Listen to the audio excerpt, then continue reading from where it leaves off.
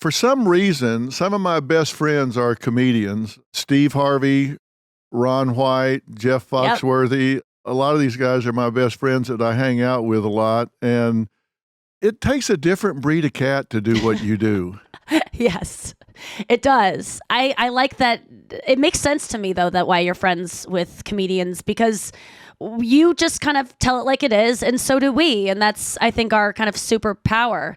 But I do believe that all comedians, and I don't know, I would like to hear your take on this. It comes from a place, at least for me, of not feeling loved. And so I need to perform and hear back constantly validation, like, we like you, ha ha ha, ha ha ha. It's not like I play a song for 4 minutes and then applause at the end.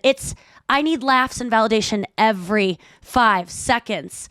And so I think it came from a place, for me at least, of just wanting to be seen, wanting to be loved from strangers anywhere I could get it. And thank God for that, though. Thank God for my low self-esteem as a child. Well, let's talk about that, because I said when I was introducing this that there were a lot of reasons that I was really excited about doing this. And one is, I think you're a huge talent, and I think you do a great job on stage. But what I love about you is you have no filter. I kid you not, guys. What you see with Nikki is what you get. She has no edit button and is willing to be totally authentic. It's not like, hey, I'm Miss Glamorous Hollywood. We'll talk about your new show in a minute, Welcome Home, Nikki Glaser, but you have a willingness to be completely, shockingly honest about everything. But at the same time, you say, I'm like really insecure and need feedback every 5 seconds, but yet you have the courage to be totally, completely honest. To me, that's a contradiction. Well, I think now I do have self-esteem now. I had to hit some really low lows during the pandemic that brought me to a realization that I was kind of dependent on stand-up and that validation every night to be complete, to not have to be alone with my thoughts, to feel loved, to feel worthy. And then when it was taken from me, I had to actually kind of look at stuff and do some work. And so now I feel that I'm compelled to go on stage now to share, to make people laugh, to make people feel less alone. Like, my compulsion for doing it is different than when I started, but I do believe that I felt as a child so just innately gross, wrong. Why was I even born? There's nothing special about me. I really hated myself, and I don't know why, but I just did. And I think when I found stand-up, I found something that really I could talk about those dark feelings and make something of them. It was just too dark.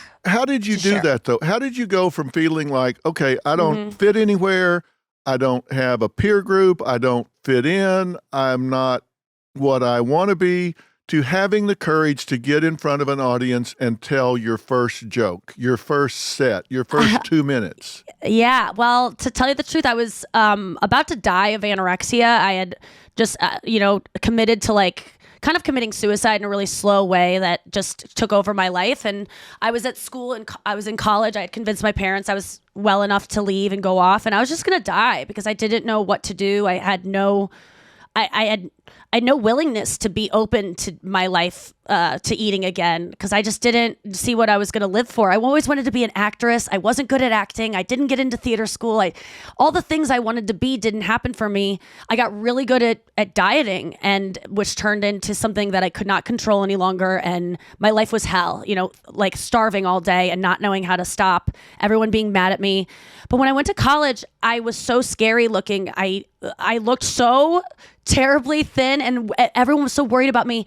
I had to create a person. I had to just make myself larger than life so that I could make friends. I didn't want anyone to be worried about me anymore, but I couldn't gain weight. So I'd wear baggy clothes, and I was just funny. I just laid into look over here, not here. And then I started hearing, you should be a comedian.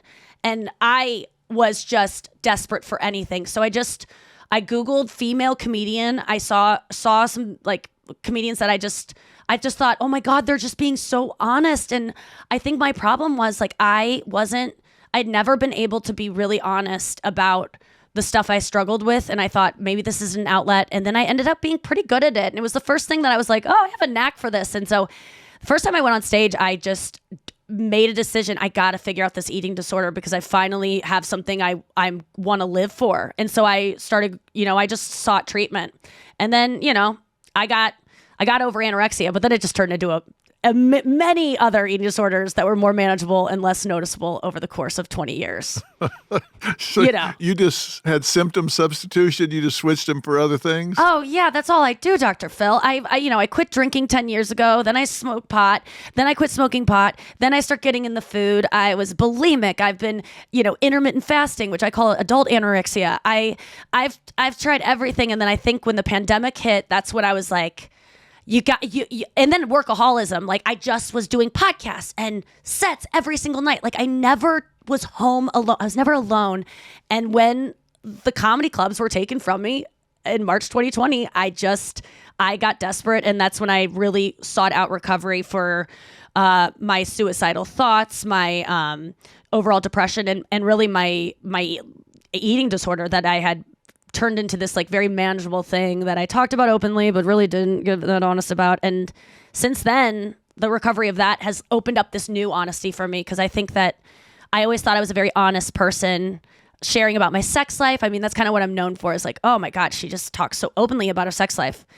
I don't know. I think that's a rebellion because my parents didn't talk about sex. So that's me going, well, I'm going to get on stage and talk about it. And I was always very scared of sex. I talk about sex all the time in my act, but I didn't lose my virginity till I was 21. I didn't have a boyfriend till I was 24, and then didn't have a boyfriend that didn't have another girlfriend till I was 29. I mean, these are I talk about things that I'm scared of, and but now I actually feel like I can be completely honest now, which is almost scary because you always want something in your back pocket that you're holding on to be like, this is my truth. But I'm kind of I'm not, there's nothing shameful about my life anymore. And if there is, it's okay. Like I can handle letting people know.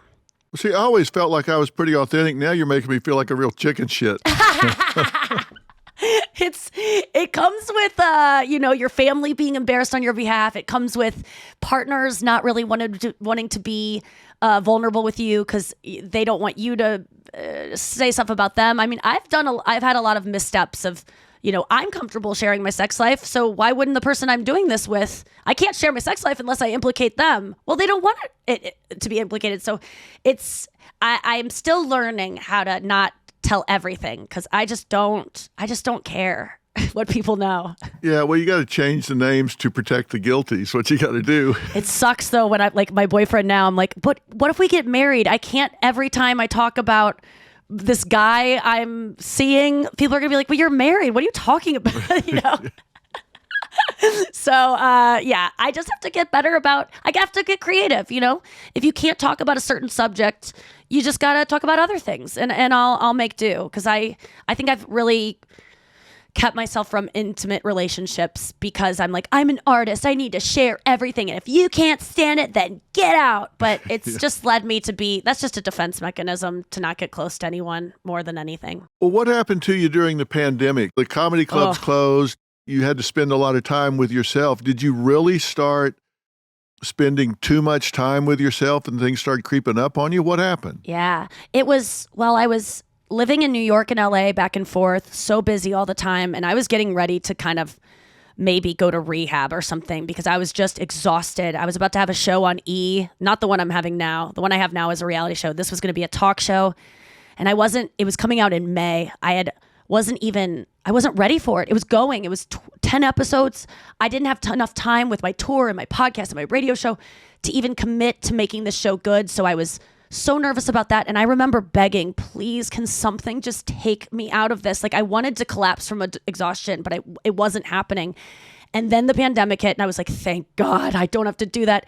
But then I had nowhere to, I already knew I didn't want to be alone. I had my own apartment, but I just said, I'm just going to go hang out in St. Louis with my parents and stay at their place. What a great opportunity to just hang out with them.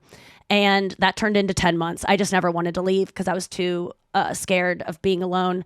And also I had it made me realize like, this is when I could really use a husband or a partner or it was during a worldwide pandemic where I don't want to be alone and I want comfort. I want to touch someone. And I remember one morning was the day it dawned on me. I woke up and I looked in my bed. I'd been binging all night in bed. And I looked and I was like, there's never going to be a man in your bed or whatever you want in your bed because there's rappers in your bed and you have to wake up every morning and collect all these. It's like, that was the moment I was like, this is why I'm living with my parents at 35. When I have the money to live on my own, this is it. This eating issue you have, you finally need to look at it. It's so loud. You can't distract yourself from it anymore. And that's when I just decided to give up and just do what someone else told me to do, which is not easy.